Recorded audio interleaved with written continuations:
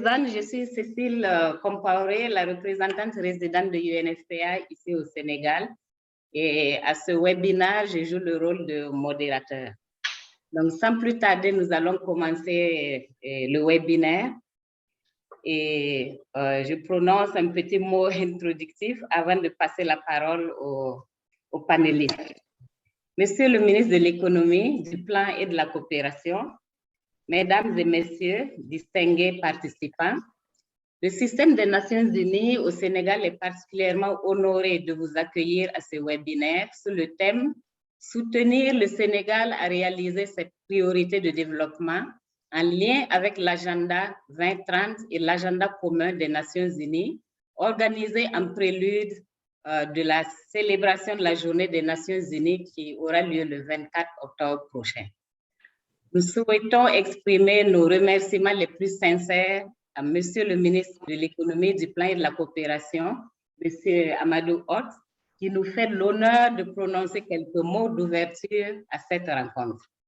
Nous remercions également le coordonnateur résident du système des Nations Unies qui a initié cette rencontre virtuelle pour nous permettre de célébrer l'excellence des relations entre le Sénégal et le système des Nations Unies et surtout poursuivre le dialogue de haut niveau que nous ne cessons de nourrir tout au long de l'année avec le gouvernement et les partenaires pour soutenir le Sénégal à réaliser ses objectifs de développement.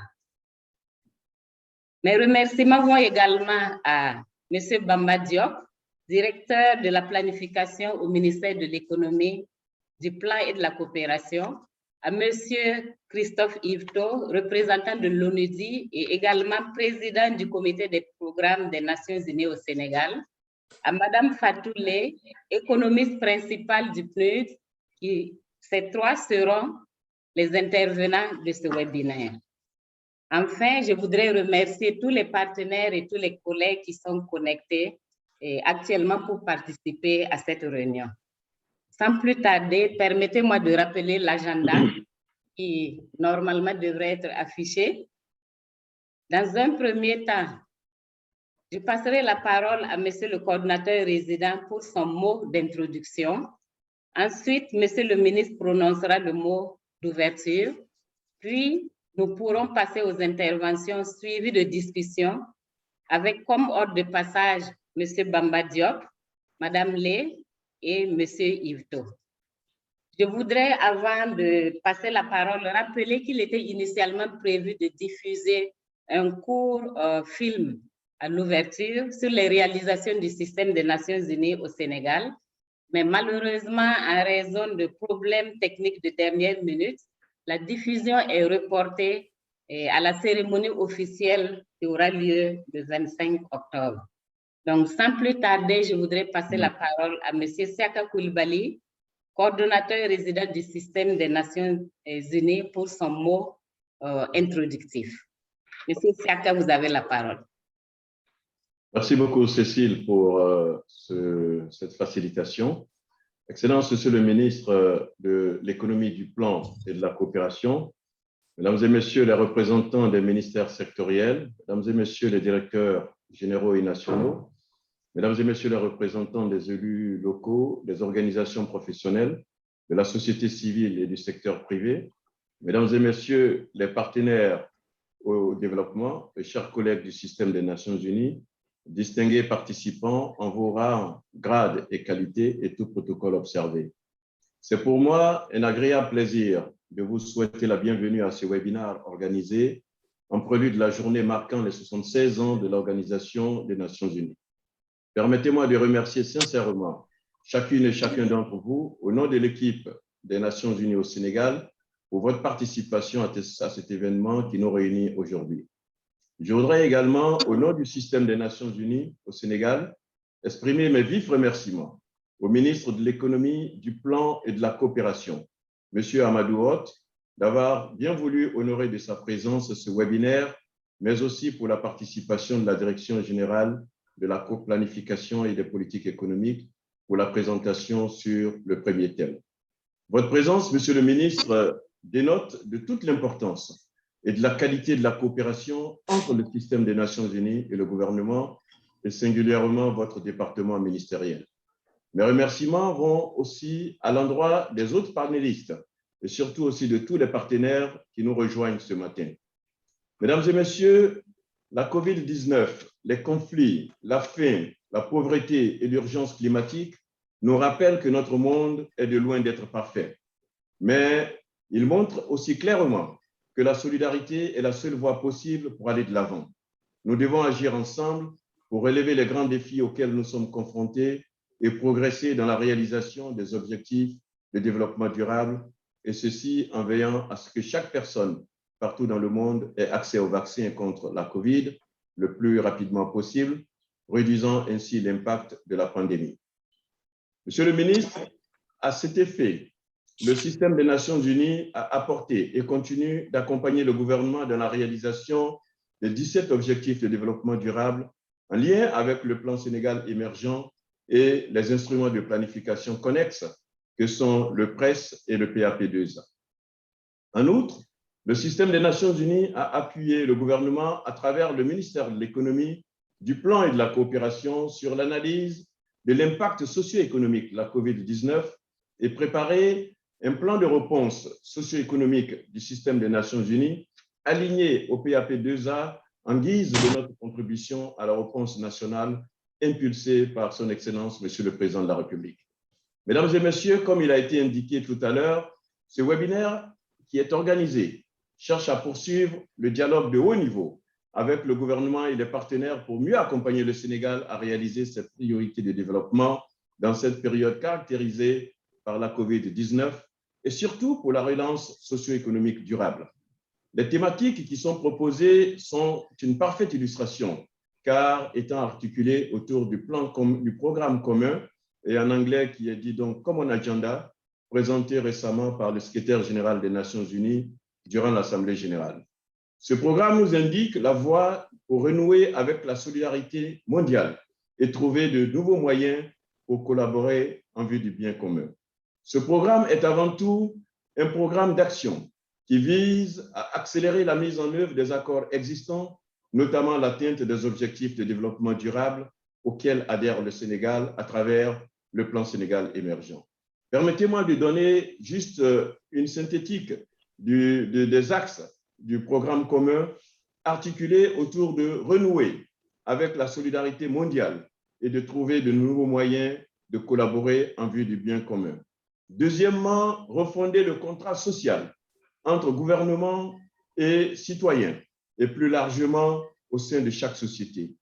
Troisièmement, mettre fin à l'infodémie qui fait des ravages aux quatre coins de la planète et de défendre un consensus constructif collectivement sur l'expérience et portant sur les faits, la science et la connaissance. Combler un vide manifeste dans la façon dont nous mesurons la prospérité et le progrès économique. Réfléchir sur le long terme et faire davantage pour les jeunes générations et les générations futures et de mieux se préparer aux problèmes de demain, notamment par une amélioration de leur représentation politique et une transformation de l'éducation, de la formation professionnelle et de l'apprentissage tout au long de la vie. Et finalement, ce programme vise à mettre sur pied un système multilatéral plus solide et plus inclusif, travaillant davantage en réseau dont le socle serait le système des Nations Unies. Dans cette approche de notre coopération, le système des Nations Unies au Sénégal reste disponible et s'inscrit dans cette nouvelle dynamique du programme commun en lien avec les priorités nationales de développement et l'agenda de développement 2030, ainsi que les objectifs de développement durable, soutenus par le Sénégal et fondés sur un relèvement durable, une planète et une humanité en bonne santé, ainsi que la restauration de la confiance et la protection sociale. À cet égard, je voudrais exhorter la mobilisation de tous les partenaires au développement, y inclut le secteur privé, afin de renforcer le cadre de financement des priorités nationales de développement durable et des objectifs de développement durable au niveau national et local, avec des sources de financement tant publiques que privées, nécessaires donc à l'atteinte de ces objectifs. Excellence, Monsieur le Ministre, je ne saurais terminer mon propos sans exprimer toute notre gratitude à son Excellence, M. Macky Sall, président de la République, et au gouvernement du Sénégal pour l'engagement sans faille en faveur d'un Sénégal émergent à l'horizon 2035 et son attachement au multilatéralisme qui se manifeste clairement par la mise en place en cours d'une maison commune des Nations Unies à Diamniadio, contribuant ainsi significativement au renforcement du partenariat entre le gouvernement et le système des Nations Unies. Et dans cette perspective, nous vous réitérons ici l'engagement du système des Nations Unies à travers son cadre de coopération pour le développement durable sur la période 2019-2023 et notre cadre de réponse socio-économique à la COVID à accompagner le Sénégal dans la réalisation du PAP2A et surtout pour l'atteinte des objectifs de développement durable au Sénégal. Je vous remercie de votre aimable attention. Merci beaucoup, Monsieur le coordonnateur. Donc, sans plus tarder, je vais passer la parole à Monsieur le ministre pour son mot d'ouverture. Monsieur le ministre, vous avez la parole. Merci beaucoup, Madame Compaoré. Bonjour Siaka, bonjour tout le monde. Je vous remercie donc pour cette opportunité. Monsieur le coordonnateur résident du système des Nations Unies au Sénégal, cher Siaka, Mesdames, Messieurs, les chefs d'agence du système des Nations Unies au Sénégal, distingués invités, chers participants. C'est un réel plaisir d'être parmi vous ce matin pour célébrer la Journée des Nations Unies 2021. Je voudrais d'abord transmettre les salutations de son Excellence Macky Sall, président de la République, à l'endroit du système des Nations Unies. Au nom du chef de l'État et du gouvernement, je voudrais remercier le système des Nations Unies pour son appui constant et multiforme pour une mise en œuvre efficace de nos politiques publiques. Ce partenariat fécond découle de notre commune volonté de défendre les idéaux de paix, de sécurité et de développement durable. Ce lien qui nous unit, empreint d'humanité et de fraternité, explique le choix porté sur le site du pôle urbain de Diamniadio pour abriter le siège des Nations Unies pour l'Afrique de l'Ouest. Mesdames, Messieurs, dans le cadre de cette Journée des Nations Unies 2021, vous avez choisi de réfléchir sur le thème « Construire un mieux à partir des priorités du PSE, l'agenda 2030 et l'agenda commun des Nations Unies ». Comme vous le savez, le Sénégal s'est engagé depuis 2014 dans la mise en œuvre du plan Sénégal émergent pour une transformation profonde du système économique et social en vue d'un développement durable, porteur de bien-être pour les populations. Le gouvernement a été réconforté dans ce choix par l'adoption en 2015 de l'agenda 2030 des Nations Unies, reflet de la prise de conscience croissante par les États membres qu'un modèle de développement durable pour les générations actuelles et futures constitue la meilleure voie à suivre pour réduire la pauvreté. En effet, cet agenda composé de 17 objectifs cadre parfaitement avec les priorités nationales du plan Sénégal émergent. J'en profite pour réitérer nos remerciements au système des Nations Unies, au bureau du coordonnateur résident et à l'ensemble des agences pour leur franche collaboration tout au long du processus d'internalisation et de mise en œuvre des ODD. Mesdames et messieurs, la pandémie de la COVID-19, qui sévit toujours, a fortement impacté notre bonne dynamique enclenchée avec les résultats satisfaisants de la première phase du PSE. Pour contenir les impacts néfastes de la crise, le gouvernement, de manière inclusive, a mis en œuvre un programme de résilience économique et sociale et a ajusté le deuxième plan d'action prioritaire. Le plan d'action ajusté et accéléré ou PAP2A, issu de cet exercice, vise à promouvoir une souveraineté alimentaire, une souveraineté sanitaire et une souveraineté pharmaceutique. Mais en plus, un système éducatif performant, une protection sociale renforcée et une transformation industrielle et numérique. Toutefois, en dépit de nos efforts de résilience et d'ajustement de nos politiques. La pandémie qui a fini d'amplifier nos besoins risque de compromettre la réalisation de tous nos agendas de développement. Pour dire que nous devons impérativement accélérer le développement de nos pays si nous devons réaliser l'agenda 2030 et l'agenda commun des Nations Unies. Cela va nécessiter la mobilisation d'importantes ressources concessionnelles, l'implication du secteur privé dans le financement du développement et le recours à des mécanismes de financement innovants comme les partenariats publics-privés. Autant d'enjeux qui nécessitent encore une fois une forte implication de l'ensemble du système des Nations Unies pour appuyer nos États dans le plaidoyer, dans la mobilisation des ressources et dans le partage d'expériences réussies. Les agences dédiées du système des Nations Unies doivent intensifier leurs interventions dans la préparation et la structuration des projets en Afrique pour mobiliser plus d'investissements publics et privés. Le système des Nations Unies doit également appuyer les États dans le plaidoyer pour la réallocation des droits de tirage spéciaux des pays riches au profit de ceux à revenus faibles pour réduire les inégalités dans le monde. J'en profite pour remercier le secrétaire général des Nations Unies pour le fort plaidoyer déjà fait à maintes reprises dans ce sens. Pour conclure, je voudrais rassurer les partenaires au développement que le gouvernement ne ménagera aucun effort pour la consolidation de ce partenariat exemplaire avec le système des Nations Unies. J'ose espérer que cette convergence d'actions durables va sans doute mettre l'accent sur les nouveaux défis post-Covid-19 liés notamment aux souverainetés sanitaires, aux souverainetés pharmaceutiques et aux souverainetés alimentaires. Je vous remercie pour votre aimable attention. Merci. Merci beaucoup, Monsieur le ministre. Donc, peut-être avant de passer la parole aux différents intervenants, je rappelle que le coordonnateur résident a mis l'accent sur la contribution du système des Nations Unies au programme de développement, notamment le PSE du Sénégal, en mettant l'accent sur le fait que notre programme, c'est un programme d'action, en rappelant les axes d'intervention et en renouvelant vraiment l'engagement du système des Nations Unies à accompagner le gouvernement dans la mise en œuvre de son programme de développement.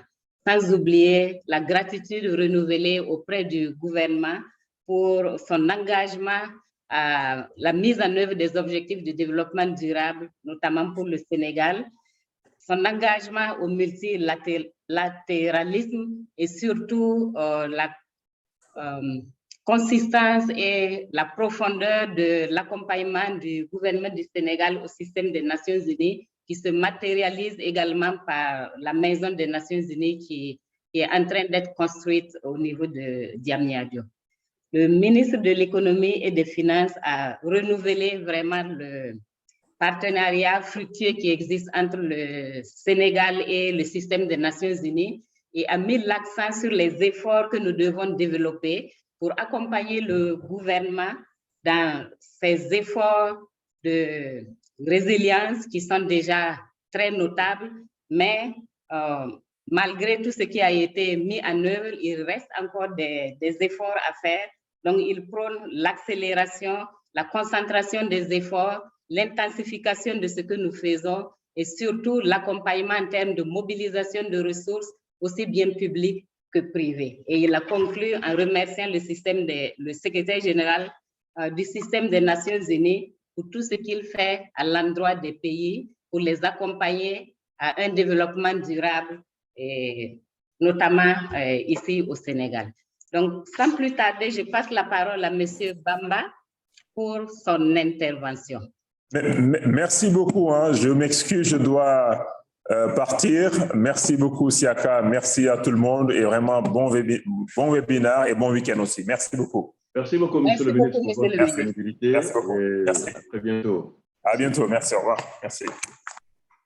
Donc, peut-être avant de passer la parole à M. Bamba, je voudrais rappeler que ce webinaire est enregistré et que le lien sera disponible immédiatement après le webinaire pour ceux qui veulent réécouter et pour les collègues qui n'ont pas pu se connecter. Et comme vous le voyez, l'agenda est très serré, 10 minutes consacrées à chaque intervenant et 10 minutes de discussion. Donc, ce qui veut dire que je vais devoir être un peu strict au niveau de la gestion du temps pour que nous puissions respecter le temps qui est imparti à ce webinaire. Donc, je passe la parole à M. Bamba Diop pour son intervention. Bonjour tout le monde. Merci beaucoup, Madame Compaoré. Bonjour, M. Koulibaly, coordinateur du système des Nations Unies. Je m'avais directement donné la parole au coordinateur de l'UCSP, M. Alaya Wahame, qui va faire la présentation. Merci beaucoup. Wahame, vous avez la parole. Merci beaucoup DG. Bonjour tout le monde. J'ai quelques soucis pour partager mon écran. Est-ce que l'IT est là? Il peut m'autoriser à partager mon écran? Notre collègue de OIM, est-ce qu'on peut aider la direction générale à partager son écran? Oui, c'est... Voilà, je pense que ça commence à venir. Partager, voilà. Vous voyez mon écran? Oui, c'est bon. C'est bon maintenant. Vous pouvez y aller. Okay. Voilà, donc merci beaucoup, monsieur le directeur général. Bonjour tout le monde, chers participants, monsieur le coordinateur résident. Je vais donc un peu faire une présentation sur l'impact donc de la pandémie sur les priorités ou en tout cas nos résultats et particulièrement quelles sont les mesures donc qui ont été prises pour la relance donc économique post-Covid. Donc, ma présentation va s'articuler autour de 3 points. C'est un peu pour rappeler un peu tout ce qui se passe donc autour du plan Sénégal émergent, les impacts qui ont été ressentis donc avec la pandémie et les mesures de riposte. En termes donc de plan Sénégal émergent, c'est vraiment pour juste rappeler que l'ambition de notre pays, c'est d'aller vers l'émergence à l'horizon donc 2035.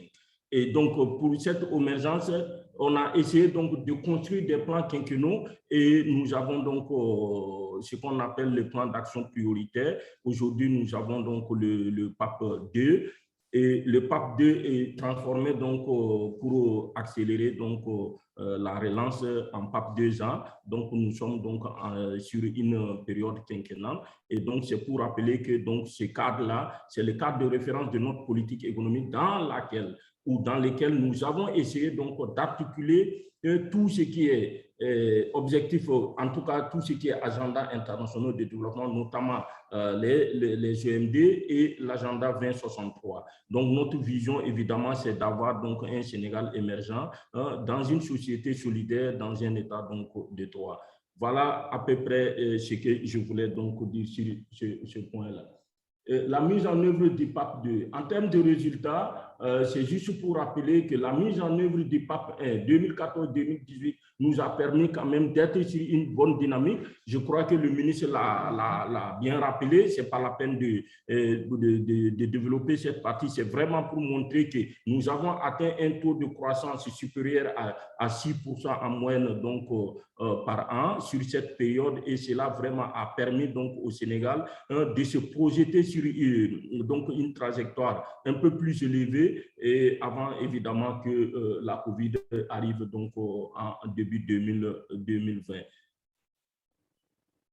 Et donc, au niveau de l'impact de la COVID, au niveau international, je ne vais pas trop m'appesantir là-dessus. Je pense que beaucoup des participants connaissent donc ce qui se passe. Nous avons compris qu'avec la COVID, il y a donc des impacts sur la population, notamment par les canaux de transmission sur les revenus de travail. On a compris ce que cela a engendré comme en fait sur les activités donc de production et nous avons aussi même sur en fait le flux donc du commerce international a été perturbé. Donc et nous sommes arrivés donc à des résultats assez donc difficiles dans le monde. Nous sommes à une récession de 3,5%, dans la zone euro à une récession de 7,2%, et en Afrique subsaharienne, les économies ont tant bien que mal résisté, mais il y a eu une récession donc de près de 3%. Dans la zone IOMA, il faut rappeler qu'il y a eu effectivement aussi des difficultés. Je pense qu'en moyenne, le taux de croissance est vraiment ressorti un peu faible, et donc je pense que par rapport donc aux prévisions initiales, tout cela montre que la pandémie a été quand même a eu beaucoup d'impact donc sur ces économies communautaires. Et au niveau national, donc en termes donc de résultats macroéconomiques, j'ai juste essayé de relever quelques indicateurs pour montrer ce qui s'est passé en 2020. Vous constaterez que notre PIB réel a cru donc de 1,5%, alors qu'il était prévu près de 7%. Donc, vous voyez un peu les difficultés qui ont été donc enregistrées sur le plan économique ou sur le plan macroéconomique. Mais cela quand même est à relativiser lorsque vous comparez donc l'ensemble donc des pays qui ont été donc impactés par la crise. Évidemment, cela a conduit le gouvernement à mettre en place ce qu'on appelait le programme de résilience. Et le programme de résilience, évidemment, certaines étaient des mesures nouvelles. Évidemment, ça a essayé donc de légèrement dégrader donc le déficit budgétaire qui était prévu donc pour 3%, on est ressorti donc à 6,4%. Évidemment, les conséquences sont enregistrées sur donc la politique d'endettement et surtout donc la politique donc de recouvrement donc des recettes fiscales. Voilà un peu ce que cela donne comme résultat, et vous constaterez quand même il y a eu une résilience, mais nous sentons l'impact, et cela évidemment va justifier le plan de relance que je vous montrerai plus tard. En termes donc de résultats sectoriels, lorsque vous regardez dans l'axe 1, c'est-à-dire ici le plan Sénégal émergent est subdivisé en termes stratégiques en 3 axes stratégiques. Donc l'axe 1, c'est la transformation structurelle de l'économie et la croissance, et à ce niveau, vous verrez que vraiment tous les résultats macro, qui les 1,5% pourraient être justifiés par les résultats peut-être exceptionnels qui ont été enregistrés donc dans le secteur de l'agriculture. Lorsque vous regardez, nous avons enregistré donc une production céréalière record, notamment en termes donc et aussi dans la production donc arachidière. Donc vous voyez, malgré donc la difficulté donc de Covid, je pense que les infrastructures, ou disons les secteurs d'appui à la production aussi, ont produit des résultats assez intéressants. Nous avons juste pris le cas donc des infrastructures routières, et vous verrez donc nous avons enregistré des résultats au-delà même de ce qui a été donc prévu. Donc je pense que globalement, en termes donc d'électrification rurale aussi, nous avons aujourd'hui à 55% des ménages ruraux quand même, des ménages ruraux du moins, qui peuvent accéder aujourd'hui à l'électricité grâce donc à l'augmentation de notre puissance, en tout cas la puissance installée. Et je pense qu'on peut donc après discuter sur tous les projets en fait IPP qui ont été mis en œuvre donc dans le secteur donc énergétique.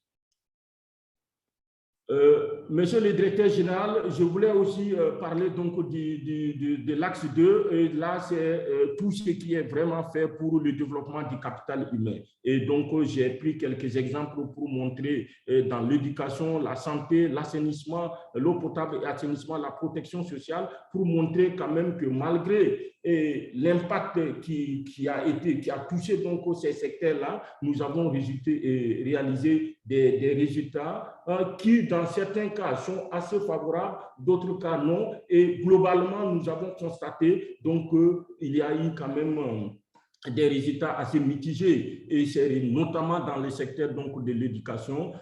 Nous pensons que des mesures pourraient vraiment aider donc, à accélérer donc, certaines réformes donc, dans ces secteurs-là.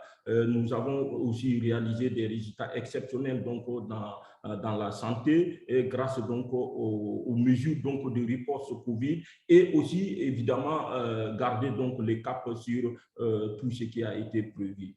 Voilà ce que je voulais dire donc sur l'axe 2. Et il faut rappeler aussi que le gouvernement tient donc un registre national unique où en fait on recense un peu la plupart des ménages vulnérables pour lesquels en fait tous les filets sociaux peuvent en fait s'articuler. Et aujourd'hui, quand vous regardez la bourse de sécurité donc familiale, on octroie aujourd'hui presque 100 000 francs par an, évidemment, à des tranches donc, de 25 000 francs par trimestre, donc à tous les ménages. Et depuis donc, 2017, nous sommes à 316 900 et quelques donc, ménages, 914 donc, ménages qui reçoivent chaque trimestre donc, 25 000 francs. Donc, pour montrer quand même que nous sommes vraiment en phase, non seulement donc pour lutter efficacement contre la pauvreté, notamment donc l'extrême pauvreté.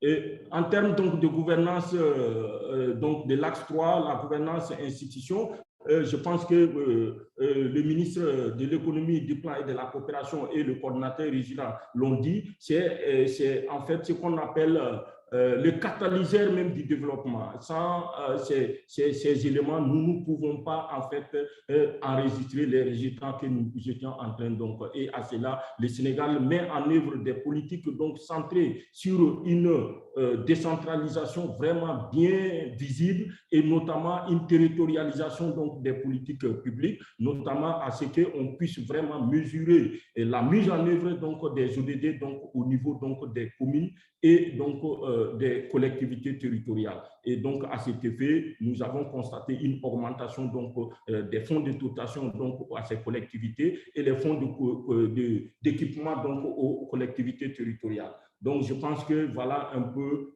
sur cette question-là, en termes de gouvernance, donc, comme on le disait, nous savons essayer de gérer. Donc, avec la COVID, il fallait vraiment revoir de fond en comble l'ensemble donc du budget et voir vraiment qu'est-ce qu'il faut faire pour pouvoir vraiment aller vers les priorités les plus sincères sur le budget de 2020 et cela vraiment a donc donné une gestion assez prudente de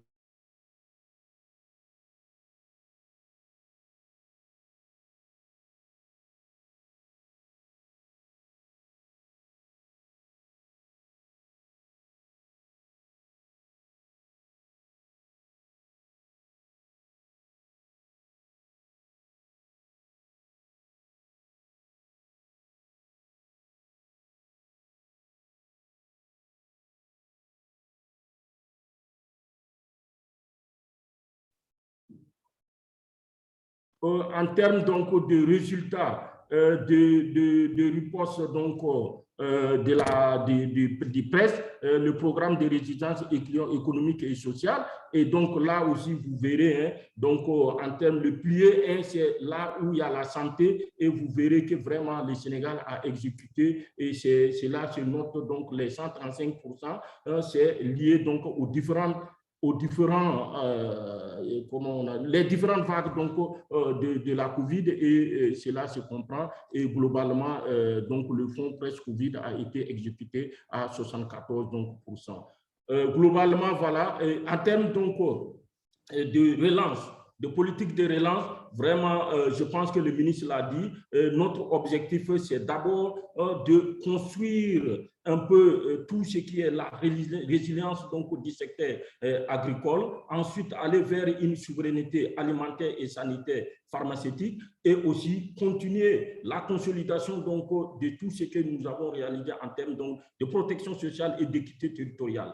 Et aussi, il faut le retenir, ce que le ministre disait, c'est qu'il faut avoir un secteur fort, un secteur privé fort qui prend le relais donc, dans, en fait, dans la croissance. Et donc, pour cela, nous avons, vous verrez, hein, donc, dans le plan d'action prioritaire, le financement a été, j'ai essayé de regarder un peu plus bas, le financement aujourd'hui pourra être porté donc, par le secteur privé à hauteur donc, de près de 40%. Cela montre quand même que c'est une ambition de remettre un peu le secteur privé au cœur donc, du développement, au cœur de la production économique, et cela va passer évidemment autour de 7 secteurs prioritaires, et on l'a dit, la souveraineté alimentaire, vous avez sanitaire, pharmaceutique, la promotion des plateformes industrielles, la transformation digitale, le tourisme et transport aérien, et évidemment, nous allons donc combiner cela autour donc, des questions de développement humain, c'est-à-dire autour donc, de l'urbanisme, l'habitat et la protection sociale. Voilà, monsieur le directeur général, monsieur le coordonnateur résident, ce que j'avais comme donc, élément dans ma présentation. Je vous remercie.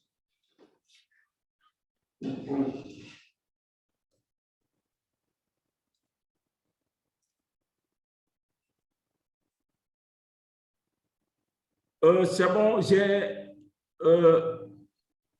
Allô? Oui, merci beaucoup, monsieur le présentateur, et également merci à monsieur Bamba Diop pour cette excellente présentation.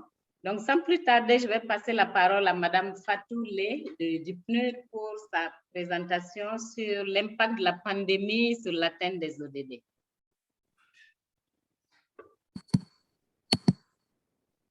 Bonjour et merci beaucoup, Madame la modérateur et le coordinateur résident et Monsieur le directeur général, Mohamed Bamba Diop.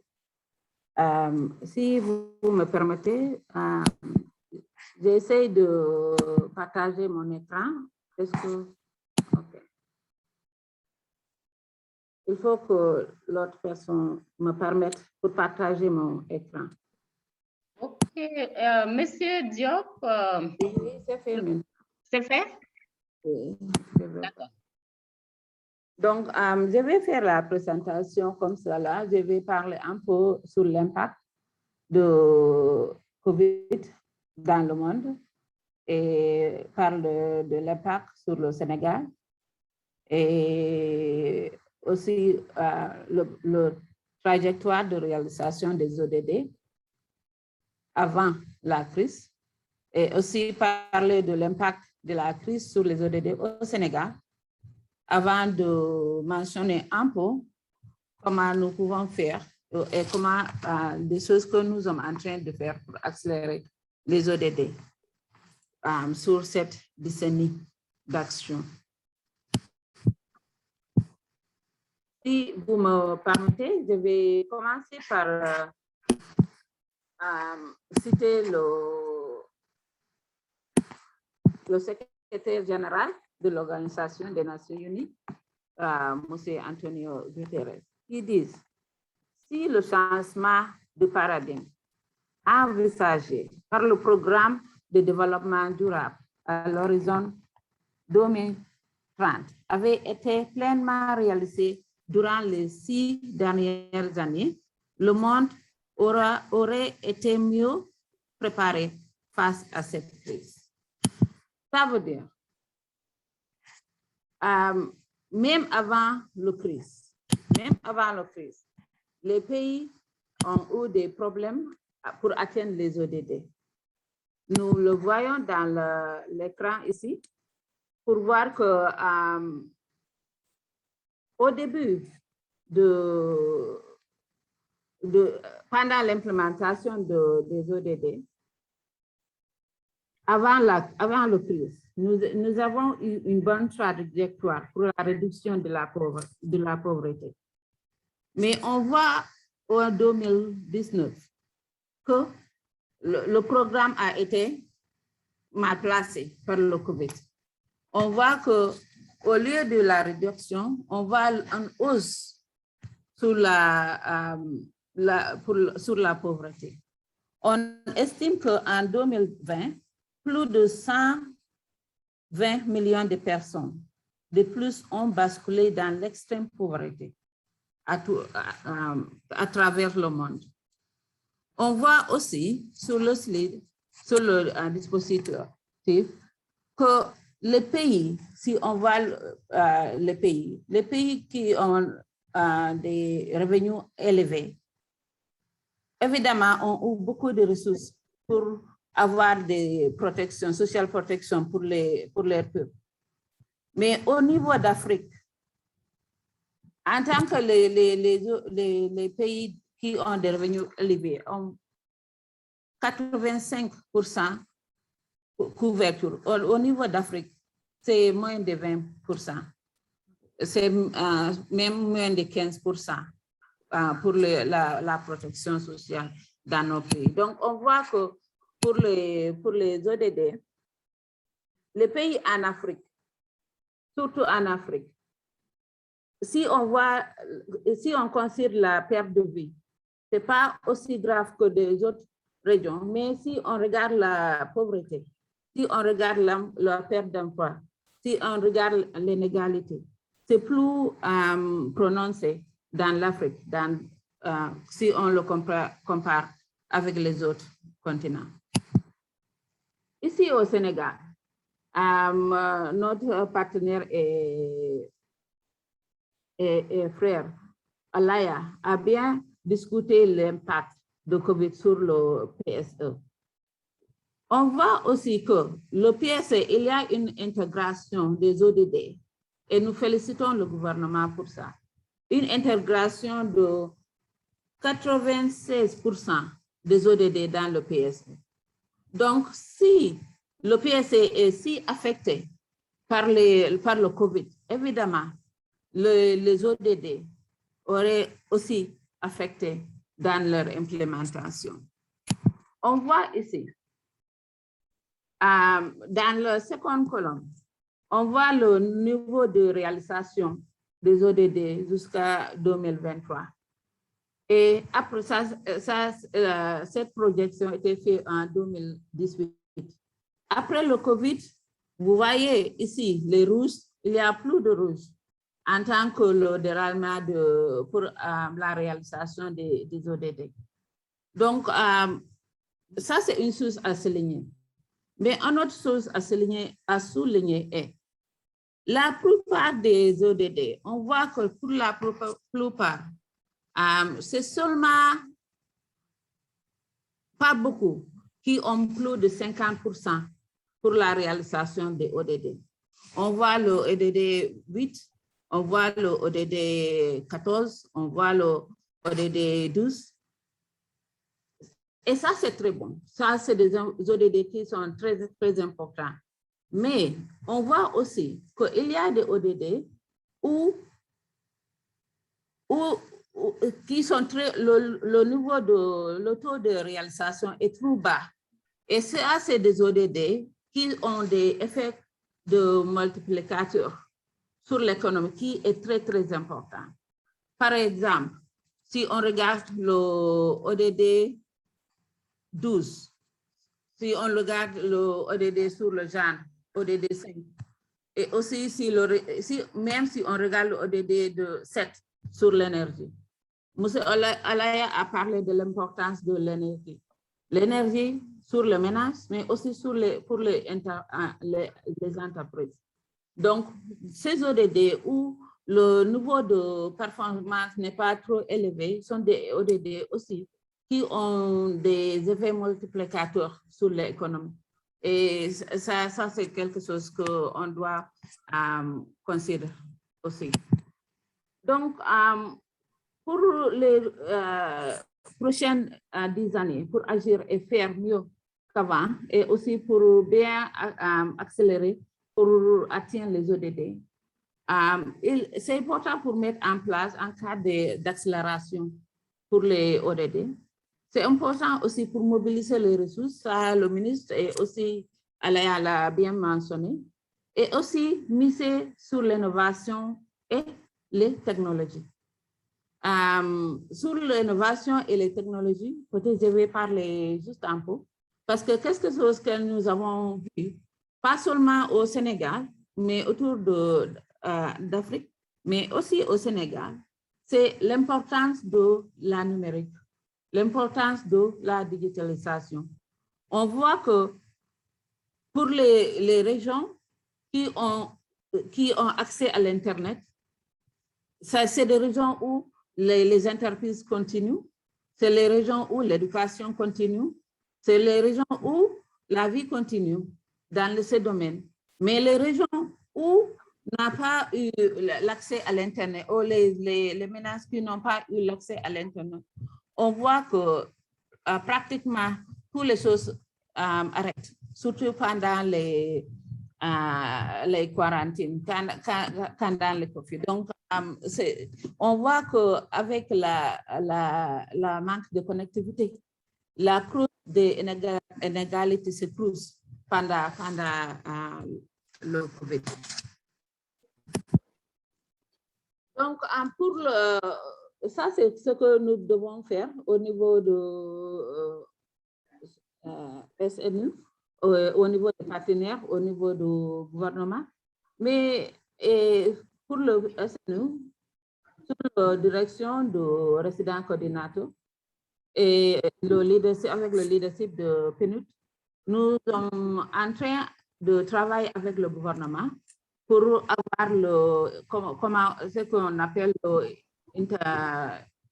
Integrated National Financial Framework, c'est-à-dire de regarder le PSE, d'essayer de trouver les ODD là-bas et regarder les priorités du gouvernement, faire une réévaluation et faire une priorisation et le coût. Et essayer de trouver les méthodes de financement du niveau privé ou du niveau public.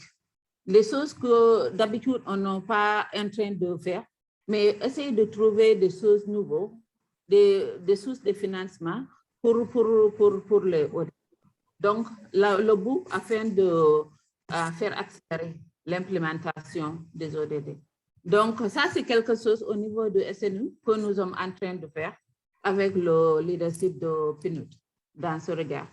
Donc, une autre chose que M. Alaya a parlé, c'est la décentralisation, la territorialisation des ODD.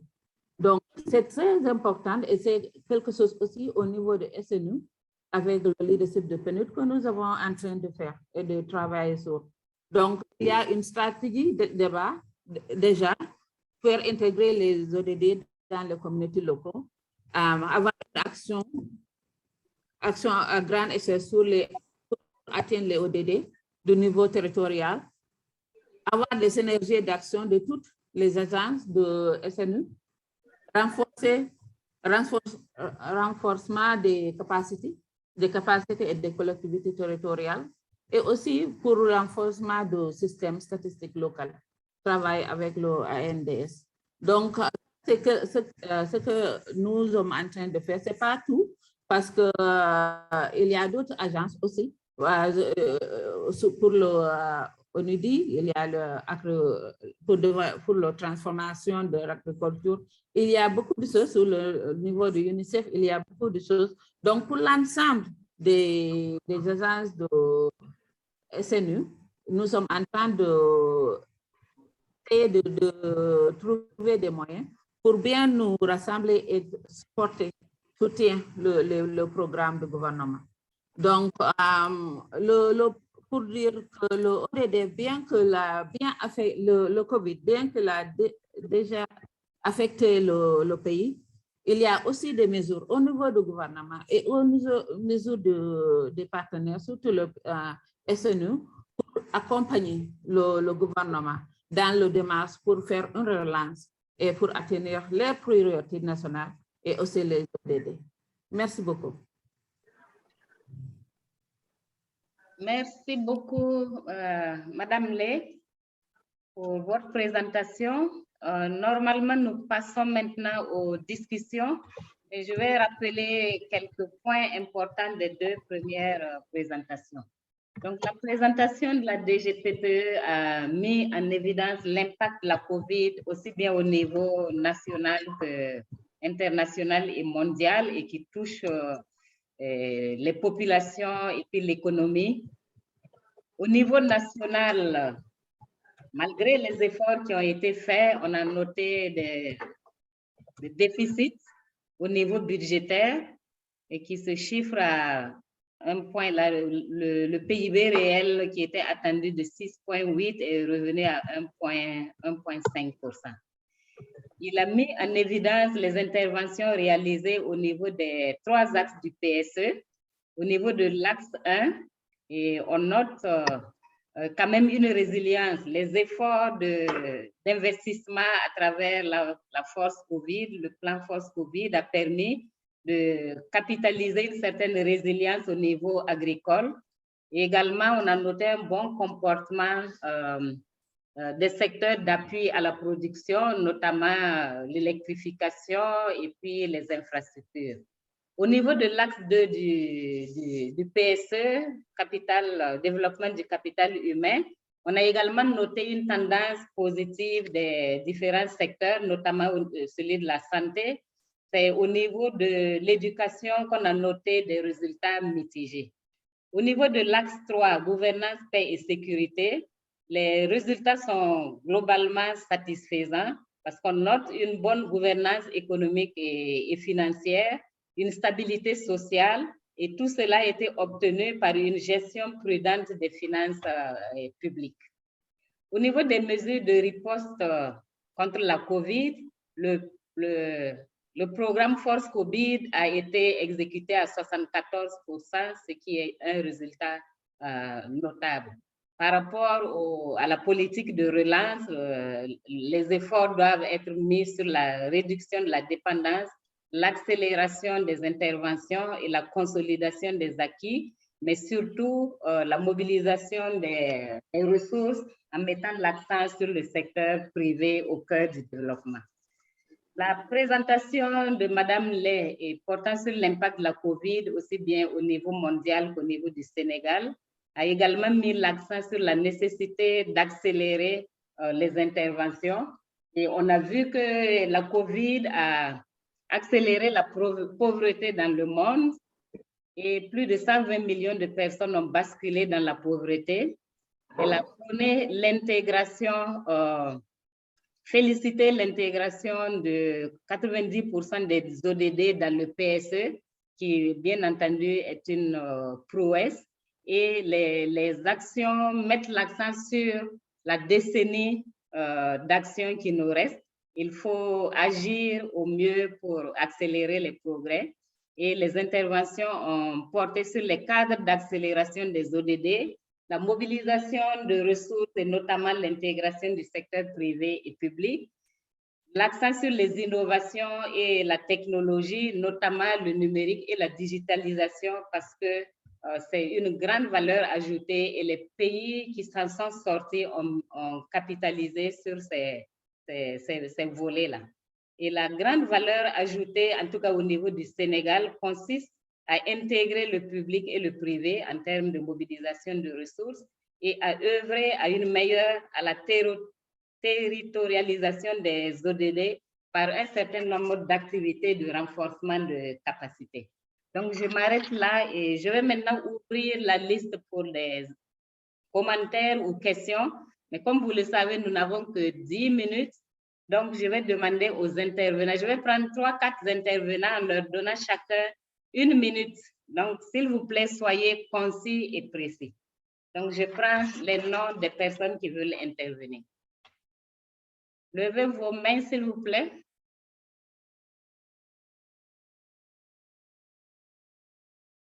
Je ne vois pas de main levée pour le moment. Est-ce que ça veut dire que les présentations étaient très claires et que vous n'avez pas de questions à poser?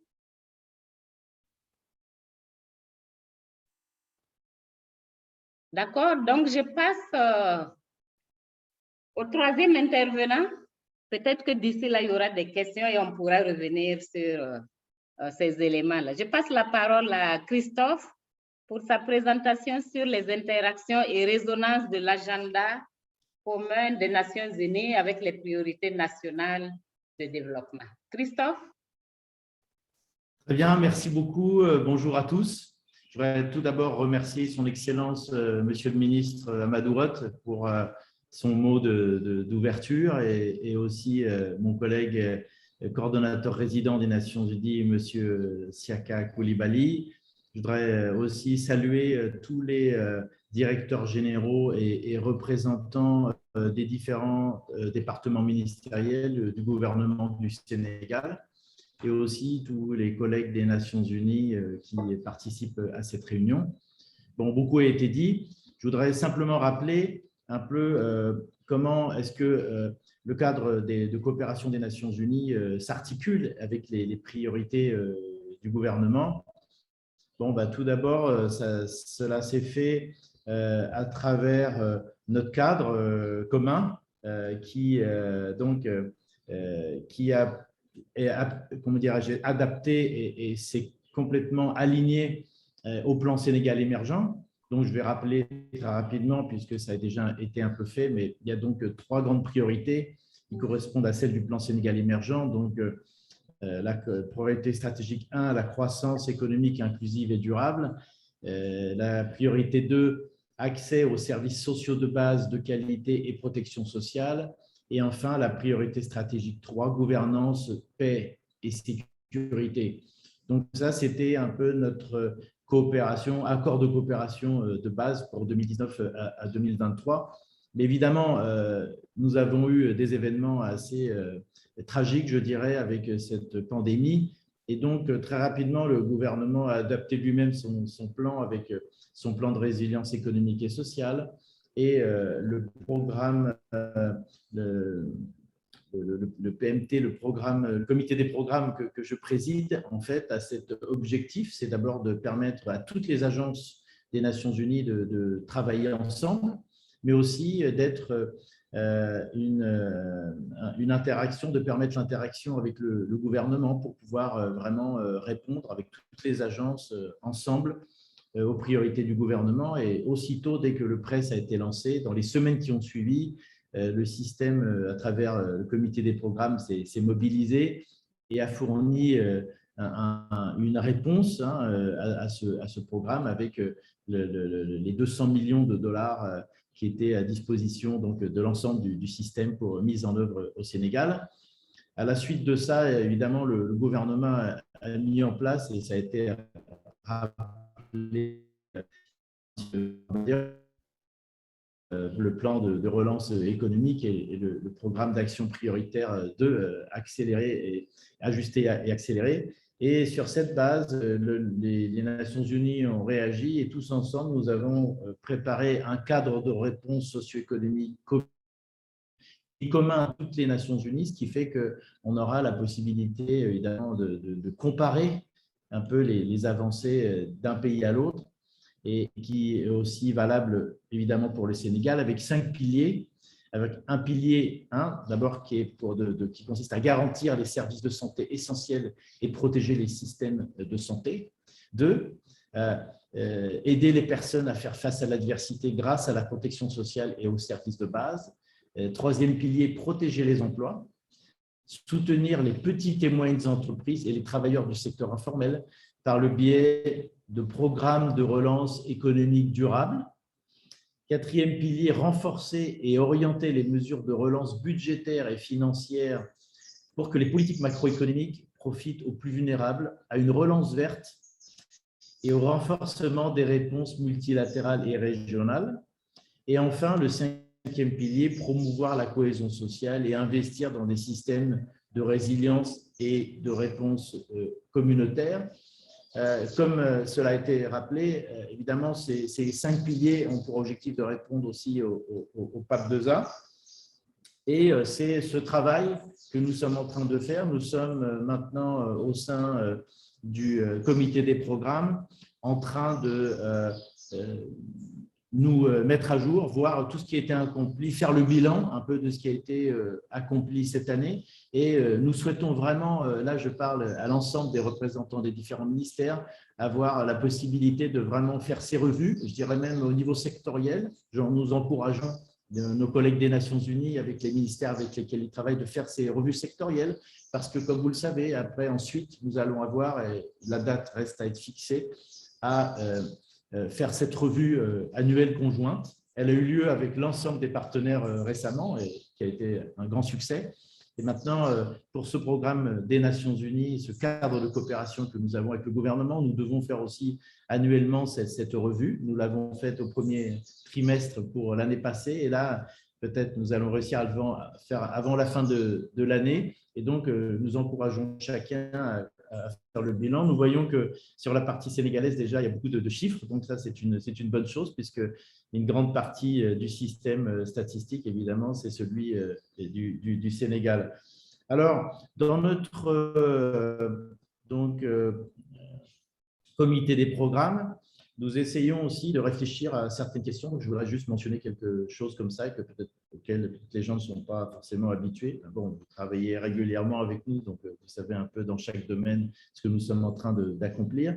Mais nous avons réfléchi récemment dans notre retraite du comité des programmes à aussi voir comment nous pourrions travailler, mais aussi de façon plus conjointe avec les autres pays du Sahel environnant. Vous le savez, bon, la situation sécuritaire et sociale de développement est un peu critique dans les pays qui entourent le Sénégal. Et l'idée, vraiment, c'est de faire que l'équipe des Nations Unies au Sénégal aussi soit plus en lien avec les autres équipes qui travaillent notamment sur toutes les questions du Sahel, et comme UNOWAS et puis notre stratégie conjointe des Nations Unies pour le Sahel, afin de s'assurer que le Sénégal aussi et l'équipe ici soit bien au courant des défis et comment y répondre de la part du Sénégal.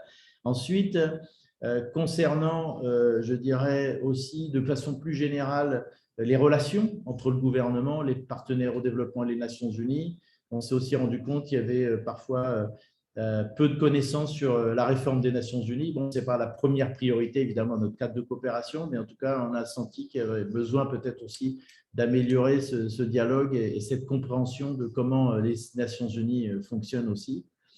Nous avons aussi discuté de la possibilité de commencer à réviser ce cadre de coopération que nous avions, qui a été démarré en 2019, qui a été approuvé en 2019 jusqu'à 2023, mais peut-être que maintenant, il va falloir nous aussi ajuster, accélérer et commencer à prévoir le prochain cadre de coopération.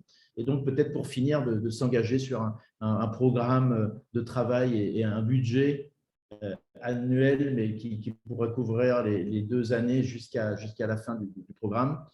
Et aussi, donc, il y avait un point aussi, et là, c'est vraiment il y a une résonance particulière avec les mots de son Excellence, Monsieur le Ministre, avec son insistance, n'est-ce pas, pour travailler, comment mobiliser le secteur privé, comment travailler plus avec des partenaires publics-privés, de trouver des financements innovants. Et donc, pour répondre à ces questions, nous avons aussi cette préoccupation dans le comité des programmes de travailler vraiment cette année, avant la fin de l'année, d'avoir vraiment travaillé comment mieux positionner le secteur privé dans les mécanismes de financement et de développement. Et aussi, nous avons prévu d'organiser un atelier spécifique pour ça en partenariat avec le gouvernement, pour vraiment réfléchir à comment mieux travailler tous ensemble pour soutenir le secteur privé et aussi les investissements privés au Sénégal. C'est un travail que nous faisons aussi en quelques agences qui représentent le reste des agences au sein du G15, qui est un groupe restreint des donateurs, et aussi au sein d'un groupe qui s'appelle le groupe sur l'environnement, des affaires et la compétitivité, où nous sommes actuellement en train de travailler à aider à la préparation du Conseil présidentiel sur la coopération et le partenariat, donc qui va au-delà des Nations Unies, puisqu'il y a aussi toutes les coopérations multilatérales et bilatérales, mais les Nations Unies aussi, évidemment, sont un partenaire évidemment important dans ce groupe, et nous réfléchissons aussi dans le cadre de cette préparation à vraiment travailler sur avoir un positionnement beaucoup plus fort du secteur privé dans le développement. Donc, voilà, ma collègue avant du PNUD a rappelé aussi beaucoup d'axes sur lesquels nous travaillons, notamment sur la territorialisation des ODD. Donc, il est clair que ces objectifs doivent avoir un impact au plus près des populations, et donc nous travaillons tous justement à rapprocher nos activités, à travailler de plus en plus avec les acteurs territoriaux, mais aussi, comme je le disais, et ça se combine aussi avec cette volonté de réfléchir au positionnement du Sénégal dans la région et aussi des fragilités que nous avons identifiées, notamment dans les zones frontalières. Et pour cela, nous avons décidé d'avoir une mission conjointe avec toutes les agences, tous les chefs d'agences des Nations Unies pour aller dans la région nord et essayer de visiter toute la région ensemble et voir comment tous ensemble nous pouvons vraiment avoir une action beaucoup plus efficace, beaucoup plus coordonnée, beaucoup plus forte, et notamment en ayant vraiment aussi à l'esprit les régions frontalières qui sont les plus fragiles et qui sont évidemment conjointes avec des pays de la région assez fragiles. Voilà, je ne voudrais pas être plus long. En tout cas, je voudrais vraiment, encore une fois, remercier tous les départements ministériels vraiment pour leur engagement avec leur coopération avec les différentes agences, mais aussi tous ensemble. Nous avons, d'ici la fin de l'année, l'opportunité de revoir toute cette coopération. Nous avons aussi, pour les 2 ans, la possibilité de faire un programme de travail pour 2 ans et de commencer à réfléchir sur le prochain cadre de coopération. Et enfin, aussi de voir comment toute cette coopération aussi prendra sa place dans le cadre du Conseil présidentiel sur la coopération et le partenariat, et des recommandations qui seront faites à ce moment-là pour voir comment on peut encore améliorer notre contribution aux objectifs du développement du Sénégal. Voilà, j'en ai fini. Je voudrais encore une fois vous remercier pour votre attention. Et donc, voilà, nous allons maintenant continuer le programme. Merci beaucoup. Merci beaucoup, Christophe, pour ton exposé. Donc, tu as mis l'accent, en tout cas en commençant l'exposé, tu as rappelé le cadre d'intervention des systèmes des Nations Unies au Sénégal qui est bien arrimé, bien articulé au PSE. Et tu as rappelé les missions et mandats du comité de programme dont tu assures la présidence et qui a permis de travailler conjointement au sein du système des Nations Unies pour élaborer le cadre de réponse socio-économique en réponse à la COVID. Et ce cadre comporte 5 piliers que je ne vais pas rappeler ici parce que tu les as bien développés. Et maintenant, inviter les collègues et puis les partenaires au développement à nous accompagner dans l'évaluation de ce cadre de réponse à la COVID. Donc, là est en cours et on espère que dans quelques temps, nous aurons les résultats concrets de la mise en œuvre de ce cadre de réponse à la COVID. Tu as également mis l'accent sur la nécessité de travailler conjointement avec les autres pays de la région parce que le Sénégal n'est pas isolé des autres pays, et notamment la problématique actuelle au niveau du Sahel recommande que nous puissions regarder ce qui se passe également ailleurs et travailler conjointement avec les autres pays pour une prise en compte beaucoup plus holistique des questions de fragilité et de sécurité. Tu as également mis l'accent sur les relations entre partenaires au système des Nations Unies, partenaires au développement et gouvernement, et rappeler la nécessité d'améliorer la compréhension et la connaissance du système des Nations Unies auprès des différents partenaires.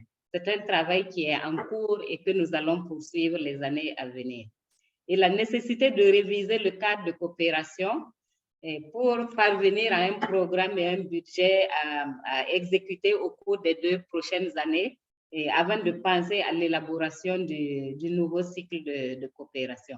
Et un point important et pas des moindres, c'est comment mobiliser le secteur privé et comment mobiliser les financements innovants, et tout ceci dans le cadre de la décennie de l'action, comment accélérer et pour mieux faire, sans oublier le travail important à venir qui consiste à travailler ensemble pour préparer le conseil présidentiel et qui, on l'espère, pourra nous permettre de mettre le doigt sur les éléments importants et notamment l'intégration du secteur privé et du secteur public dans l'accélération des programmes de coopération ici au Sénégal. Donc, je m'arrête là et j'ouvre encore la liste pour les questions, les commentaires pour la session qu'on vient de finir, la présentation qui vient de finir, et si besoin est, revenir sur les 2 premières présentations. Donc, levez vos mains, s'il vous plaît, si vous voulez dire quelque chose.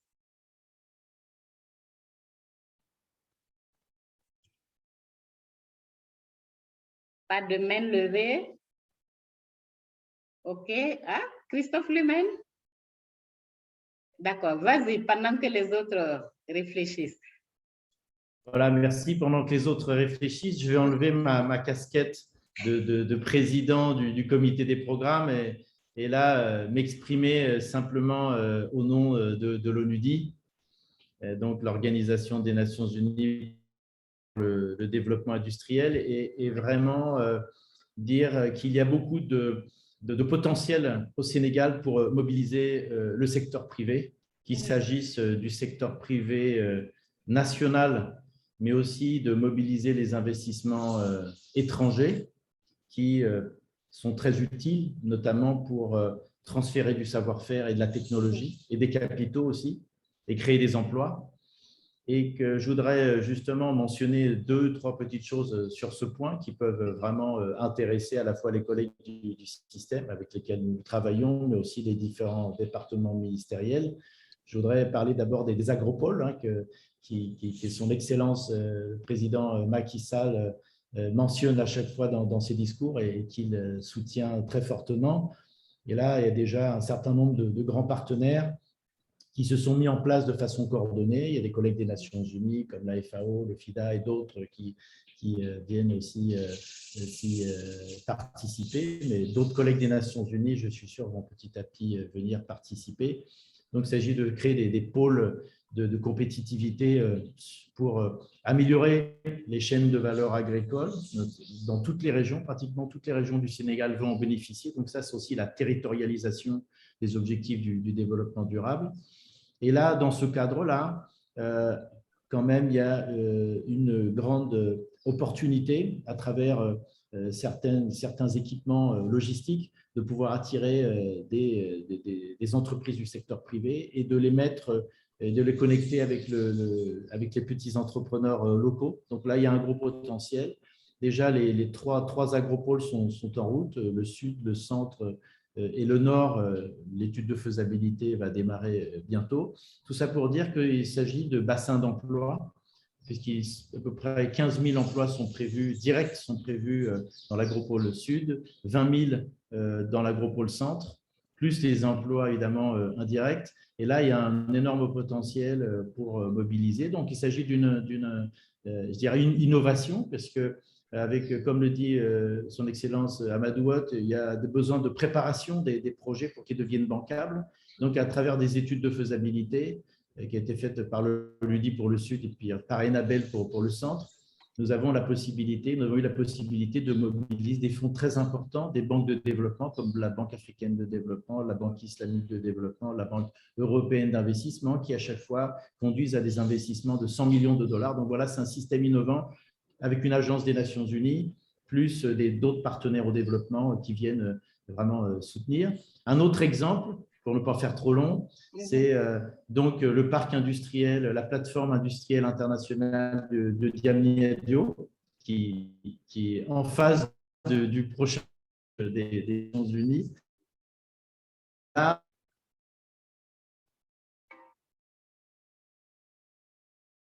Macky Sall d'inaugurer, de poser la première pierre de la phase 2. Donc, la phase 1, on avait 53 hectares, mais on avait pris seulement 13 hectares donc avec le gouvernement pour commencer à faire ce travail de mobilisation d'investissement.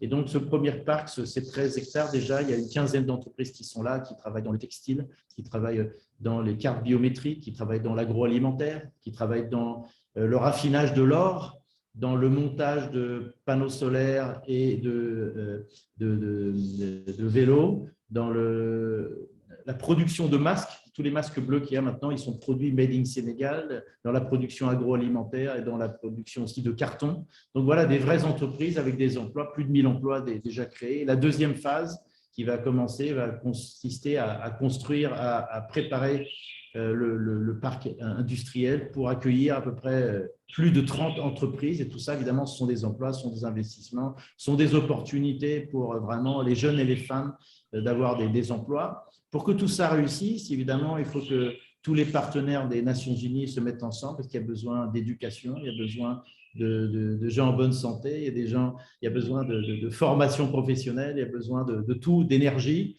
Et donc, nous encourageons vraiment tous les collègues des Nations Unies, mais aussi de continuer à travailler avec le reste du gouvernement parce que, évidemment, il ne s'agit pas simplement d'un département ministériel, même si un a particulièrement cette charge, le ministère du Développement industriel, mais c'est le ministère de l'Économie, évidemment, le ministère des Finances, le ministère des Infrastructures, le ministère de l'Énergie, le ministère de la Formation professionnelle, etc. Donc voilà, nous encourageons tout le monde à travailler à travers ces projets d'État qui sont des projets phares du plan Sénégal émergent. Donc, c'est partie des 27 projets phares. Donc, c'est des projets d'État et de tous, je vais finir, et de tous pouvoir s'aligner autour. C'est une opportunité parce qu'on a souvent des difficultés à trouver des projets autour desquels tous pouvoir se travailler ensemble. Et voilà deux exemples de projets sur lesquels on pourrait, sous évidemment le leadership du gouvernement, travailler tous ensemble. OK, merci beaucoup Christophe. Est-ce que quelqu'un d'autre voudrait prendre la parole avant qu'on ne passe à la cérémonie de clôture? Non? D'accord, merci. Donc, je vais passer la parole au coordonnateur résident du système des Nations Unies pour faire un petit mot, un petit wrap-up si possible, et en tout cas transmettre un message si possible. Et ensuite, je vais demander à M. Bamba Diop de dire le mot de clôture, étant donné que le ministre n'a pas pu rester avec nous jusqu'à la fin. Merci. Siaka? Merci beaucoup, Madame la modératrice. En fait, pour moi, c'est surtout dire à mon nom personnel et au nom de l'ensemble des systèmes des Nations Unies, nos remerciements particulièrement, comme je l'ai fait tantôt, à Monsieur le ministre pour l'honneur qui nous a été fait pour participer à l'ouverture de ce webinaire et également aussi avec son message empreint d'ouverture et empreint vraiment de renforcement de la coopération, non seulement entre nous et le gouvernement en tant que système des Nations Unies, mais l'ensemble des partenaires au développement, et pour accompagner le gouvernement du Sénégal à la réalisation des objectifs de développement durable et en lien avec ses priorités nationales de développement. Effectivement aussi, toutes les présentations qui nous ont été faites, notamment par le directeur général de la planification et à travers M. Warmé, et également aussi notre collègue économiste principal au niveau du PNUD et Christophe, mettent clairement en évidence qu'il y a effectivement de grands défis auxquels le monde de façon globale est confronté et que ces défis ont été exacerbés par la crise de la COVID-19. Mais il y a des espoirs quand même qui sont là et qu'ils montrent que notre solidarité ensemble et notre mobilisation à tous ensemble peut nous permettre de surmonter ces défis et d'annihiler l'impact de la COVID-19, particulièrement ici au Sénégal, à travers donc une mise en œuvre optimale du plan Sénégal émergent décliné dans le programme d'action prioritaire, le PAP2A ajusté et accéléré. Également aussi, nous avons pu voir à travers les différentes présentations qu'il y a quand même des voies et des possibilités encore pour pouvoir aller de l'avant quant à la réalisation des ODD ici au Sénégal. D'abord qu'il y a la décennie d'action et nous devons mettre en place un cadre d'accélération sur lequel nous sommes en train de travailler avec le gouvernement. Et avec ce cadre d'accélération pour l'atteinte des objectifs de développement durable, voire mettre un véritable cadre de financement du développement durable. Et ce cadre de financement va nécessiter non seulement des ressources publiques, mais surtout aussi une participation accrue du secteur privé. Et nous devons continuer de travailler dans ce sens, tous les partenaires ensemble avec le gouvernement, et à mobiliser ce secteur privé. Et dans cette même perspective, les Nations Unies sont en train de travailler avec l'Union européenne et d'autres partenaires sur le cadre intégré du financement du développement, qui est en anglais INFF. Et nous sommes en train aussi de travailler sur, non seulement en amont, mais regarder aussi en aval avec tout ce qui est localisation des ODD, territorialisation et toucher vraiment les populations à la base pour qu'elles ressentent la croissance telle qu'elle est. Et de façon mondiale et qui va être aussi peut-être plus appropriée ou internalisée au niveau local, c'est le programme commun. Nous en avons parlé du secrétaire général qui a été décliné en marge de l'Assemblée générale des Nations Unies. Et ce programme commun, j'avais donc décliné ces 6 composantes, qui va nous aider également aussi à plus de solidarité. Non seulement le ministre l'a rappelé au niveau sanitaire, au niveau environnemental, au niveau éducationnel et autres. Donc, je pense que véritablement ce webinaire, comme on l'a dit, c'est un premier du genre. Et avec le temps, nous allons peut-être aller vers d'autres thématiques et travailler ensemble avec le gouvernement et d'autres partenaires qui souhaiteraient intervenir sur cette thématique pour voir comment le mieux possible nous puissions accompagner le gouvernement. Il y a toute la dimension régionale. Regardez, le Sénégal fait partie des pays stables de la sous-région, mais il est entouré par plusieurs autres pays, il fait frontière avec d'autres pays. Et cette dimension régionale, nous sommes aussi en train de travailler, Christophe l'a dit, avec UNIS, qui est notre institution en charge donc de la stratégie intégrée sur le Sahel, et UNOAS, qui est donc en charge donc de l'Afrique de l'Ouest et le Sahel, et ensemble avec le système des Nations Unies, les partenaires, faire de telle sorte que toutes les externalités, les fragilités, nous puissions travailler dans ce sens avec le Sénégal.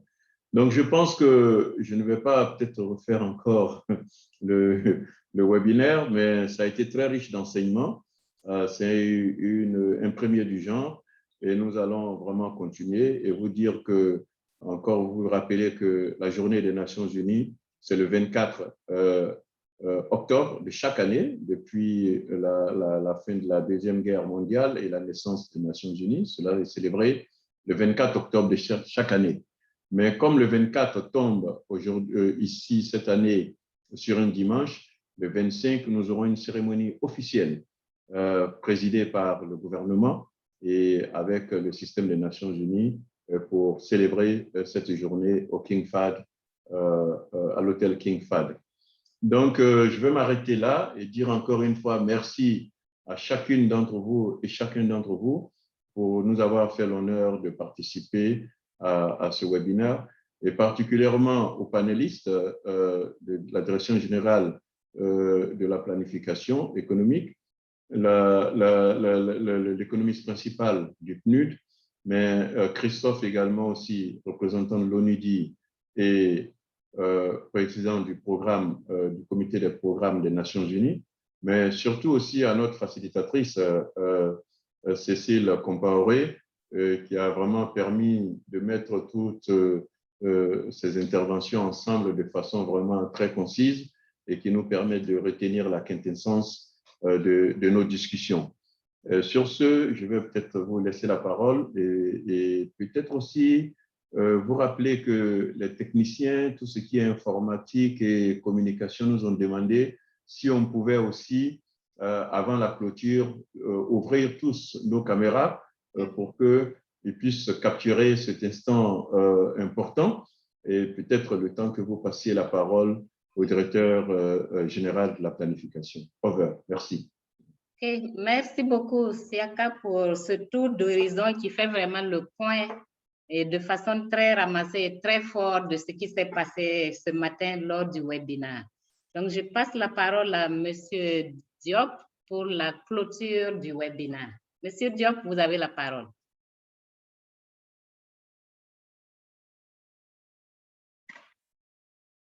Il est encore là? Monsieur Diop?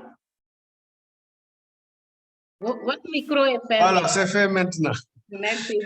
Merci beaucoup, M. Coulibaly, représentant résident du système des Nations Unies, et à vous, Mme Comparé, représentante du FINIAP et modératrice de cette session.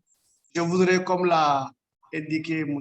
Coulibaly, au nom du ministre, vous remercier, témoigner de cette franche et ancienne collaboration entre le système des Nations Unies et le gouvernement du Sénégal.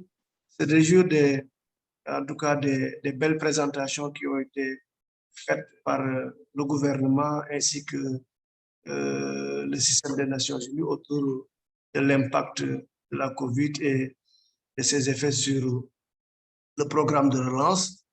Remercier tous les participants ainsi que la cellule informatique qui a permis la réalisation de cette webinaire. Et comme l'a dit M. Coulibaly, donner tout le monde rendez-vous le 25 pour la célébration de la journée. Encore une fois, au nom des autorités, je voudrais remercier tout le monde pour la participation de cette session-là. Merci encore une fois. Merci beaucoup, Monsieur Bamba, pour votre contribution de très haute qualité et pour votre soutien à la réalisation de ce webinaire.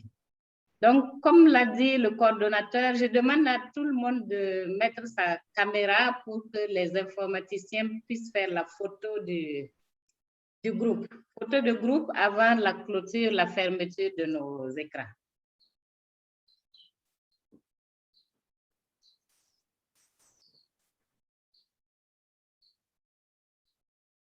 Est-ce que c'est fait?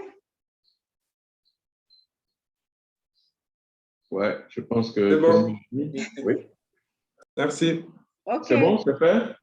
Merci beaucoup. Okay, merci aussi à tous les chefs d'agence Merci. qui ont bien voulu vraiment pu être connectés durant ce webinaire. Merci à toutes et à très bientôt. À lundi 25 alors, nous nous retrouverons. Bye bye. Merci beaucoup. Bon week-end à tout le monde. Merci. Merci, Madame Cécile. Merci.